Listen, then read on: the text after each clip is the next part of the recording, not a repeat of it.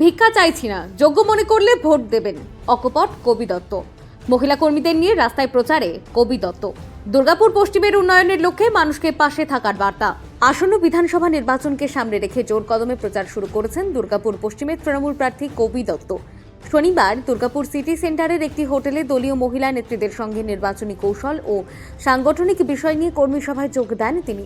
এই বৈঠকে মূলত মহিলাদের ভূমিকা, ভোটারদের কাছে পৌঁছানোর পরিকল্পনা এবং বিভিন্ন দলীয় কর্মসূচি নিয়ে বিস্তারিত আলোচনা হয়। তৃণমূল নেতৃত্বের মতে আসন্ন নির্বাচনে মহিলা ভোটারদের গুরুত্বকে সামনে রেখেই এই বৈঠক বিশেষ তাৎপর্যপূর্ণ।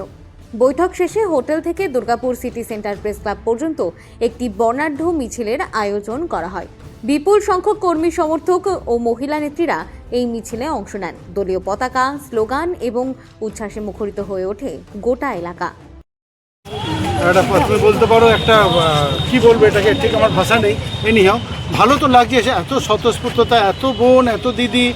মানে দেখো, বেলা 11টার সময় তারা ঘরের কাজ সামলে সবাই এসছে, মানে কতটা ভালোবাসলে তারা আসতে পারে। আমি সেটাই তাদেরকে বলার সময় বললাম, আই এম স্পেলবাউন্ড। আমার এত ভালো লেগেছে, সবার ভালোবাসা পেয়ে আমি আপ্লুত।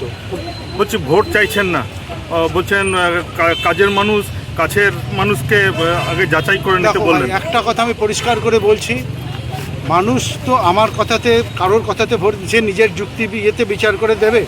আমি তো আবার বলছি, আমি ভিক্ষা চাইছি না। যদি যোগ্য মনে করেন বা করে কেউ, তাহলেই যেন ভোট দেয়। একদম পরিষ্কার কথা।